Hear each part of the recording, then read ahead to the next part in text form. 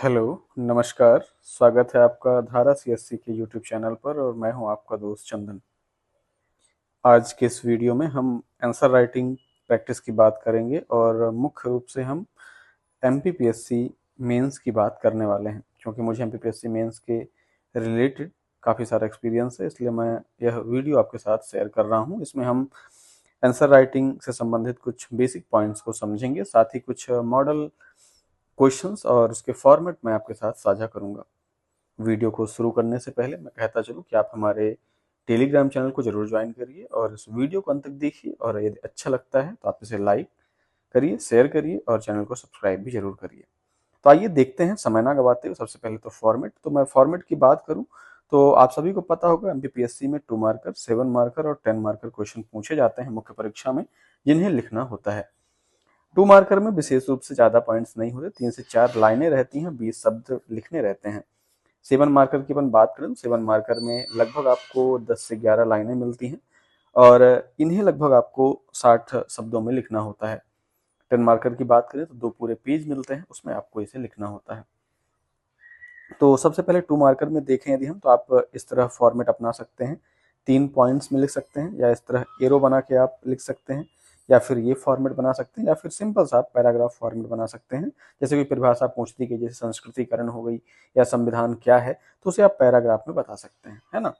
7 marker की बात करते हैं। 7 मार्कर में आपको ध्यान रखना है, पहले जो मुख्य रूप से जो सबसे पहली 2 लाइनें रहेंगी वह आपकी इंट्रो रहेंगी। आपको इंट्रो के लिए विशेष ध्यान रखना है। फिर आपको ध्यान रखना है कि आपको जो प्रश्न पूछा गया है उसे आप इस फॉर्मेट में बना सकते हैं, ये फॉर्मेट या पॉइंट्स फॉर्मेट में बना सकते हैं। आपको एक चीज ध्यान रखनी है, आपको नंबरिंग नहीं करनी है, आप इन्हें पॉइंट्स में लिखिएगा। और एक लाइन का जो लास्ट में यदि आप इंट्रो दे देते हैं, माफ करिएगा, निष्कर्ष दे देते हैं, कंक्लूजन दे देते हैं, तो आपका उत्तर बहुत ही बेहतर होने वाला है। इसे आप बोल सकते हैं IBC फॉर्मेट। IBC फॉर्मेट मैं इसलिए बोल रहा हूँ क्योंकि IBC फॉर्मेट मतलब आई मतलब इंट्रोडक्शन, बी मतलब मेन बॉडी और सी मतलब कंक्लूजन।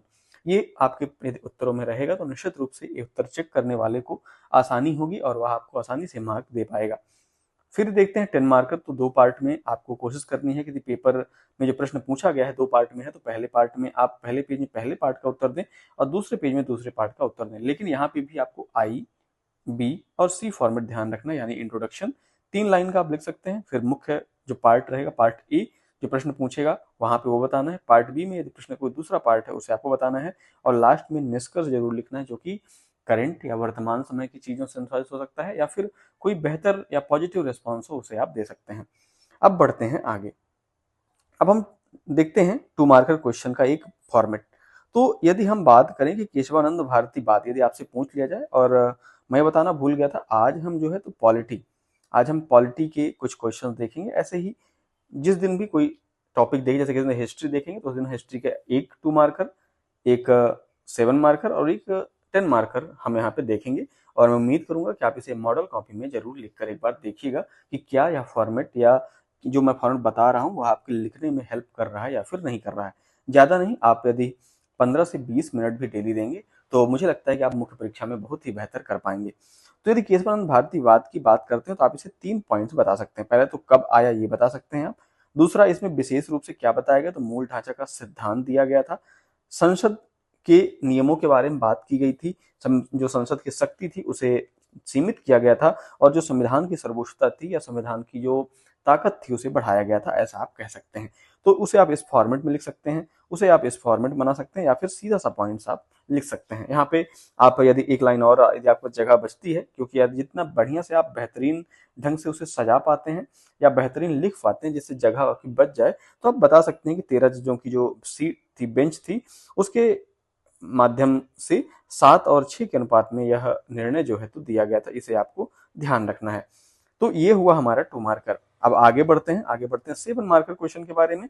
तो 7 मार्कर क्वेश्चन में आप देखेंगे, यहाँ पे चूंकि मैंने लिख रखा है पहले से, कैसे आपको लिखना है उसे आप एक बार देखिए। तो प्रश्न है कि भारतीय संविधान के मूल आदर्शों पर टिप्पणी कीजिए। तो सबसे पहले क्या देखना है, सबसे पहले आई देखना है, यानी कि इंट्रोडक्शन देखना है। फिर बी देखना है, यानी कि जो मेन पार्ट है बी उसे देखना है। और सी यानी कि जो कंक्लूजन रहेगा उसे आपको देखना होगा।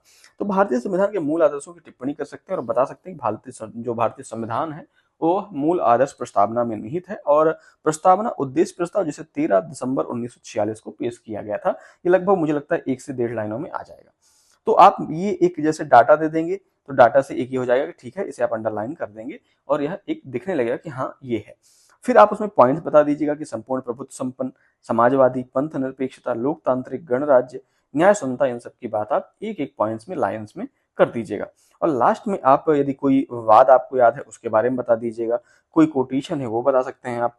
जैसे यहाँ पे है वेरुवादीवाद में कहा गया कि संविधान की कुंजी है, प्रस्तावना संविधान की कुंजी है, ये बताया गया। तो इस तरीके से आप फॉर्मेट बनाएंगे और आप देखिएगा यदि आप 2 क्वेश्चन भी यदि आप लिखते हैं और आप सेम फॉर्मेट को अप्लाई करते हैं तो आपकी कॉपी देखने में सुंदर लगेगी और जिस किसी को आप दिखाएंगे तो कहेगा अरे वाह, ये कॉपी तो डिवाइड है इंट्रोडक्शन में, मेन पार्ट में और निष्कर्ष में, और जब मार्किंग करने में बड़ी आसानी हो जाएगी।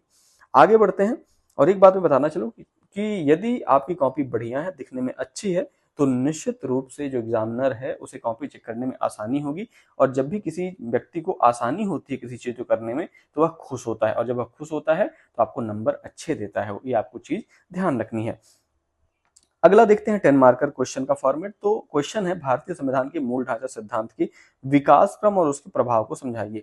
अब यहाँ पे पार्ट जो पेपर है, जो प्रश्न है, यह 2 पार्ट है। पहला तो कहा गया कि जो मूल ढांचा है उसके सिद्धांत का विकास क्रम बताना है, यानी किस किस वादों में क्या क्या कहा गया है मूल ढांचा के बारे में वो आपको बताना है।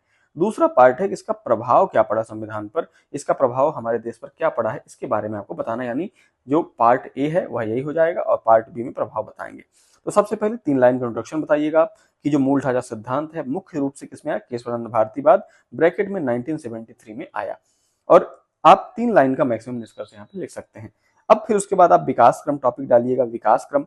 फिर आप लिखिएगा पहला शंकरी प्रसाद 1951 क्या कहा गया वो बताना है, सज्जन सिंह 1965 क्या कहा गया वो बताना है, गोलकनाथ बात 1967 क्या कहा गया है वो बताना है, संविधान संशोधन जो 24वां हुआ था 1971 में उसके बारे में बताना है, केशवानंद भारतीवाद जो कि सबसे इंपॉर्टेंट है इसलिए इसके 2 से 3 लाइनें आप दे सकते हैं इसके लिए, इसको बताना है। एसआर बोम्बई विवाद हो गया, 42वां संविधान संशोधन हो गया, इसके बारे में आप बता सकते हैं।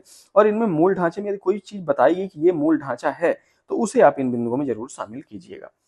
फिर यदि बात करते हैं कि भाई प्रभाव क्या पड़ा, तो प्रभाव हमारा अगले पेज में जाएगा, यानी पार्ट बी में जाएगा। तो इसमें संविधान की सर्वोच्चता स्थापित की गई, न्यायिक समीक्षा की बात की गई, उसे लाया गया, फंडामेंटल राइट्स का जो पावर था उसे बढ़ाया गया, संवैधानिक संतुलन लाया गया सरकार और संविधान के मध्य में, अस्पष्टता जो थी उसको उसके निवारण के लिए भी मूल ढांचा सिद्धांत का पालन किया जाता है, लोकतांत्रिक आदि कई सारे प्रभाव आप बता सकते हैं। और निष्कर्ष में कुछ विशेष रूप से आपको यदि करंट का पॉइंट मिल जाए या कोई कोटेशन मिल जाए मूल ढांचा के लिए, यदि किसी ने कुछ कोट किया है तो उसे आप यहाँ पे लिख सकते हैं। तो इस तरीके से आप एक 2 मार्कर, एक 7 मार्कर, एक 10 मार्कर क्वेश्चन आपने देखा है। और मैं उम्मीद करूंगा कि आप इन तीनों जो तीनों प्रश्न हमने दिए हैं, इन तीनों प्रश्नों को आप मॉडल कॉपी में जरूर लिखिएगा। और यदि आपको उसमें कोई दुविधा होती है, जैसे इंट्रोडक्शन को लेकर कोई दिक्कत आती है आपको, यदि आपको मेन बॉडी पार्ट यानी कि मेन बॉडी पार्ट मतलब मेरा क्या है, जो प्रश्न का जो मुख्य भाग है उस पर कोई दिक्कत आती है, और यदि कंक्लूजन में कोई दिक्कत आती है तो आप कमेंट के माध्यम से हमें जरूर बताइए। अगली वीडियो में हम इसी तरीके से आपको विभिन्न इंट्रोडक्शन के पार्ट बता देंगे, क्या लिख सकते हैं आप, कंक्लूजन बता सकते हैं कि आप क्या लिख सकते हैं, और जो भी समस्या हो वहाँ पे हम बता सकते हैं। आप वीडियो को लाइक कीजिएगा, शेयर कीजिएगा, सब्सक्राइब कीजिएगा चैनल को, और टेलीग्राम चैनल जरूर ज्वाइन करिएगा जिसकी लिंक डिस्क्रिप्शन में आपको मिल जाएगी या फिर कमेंट में भी पिन कर दी जाएगी।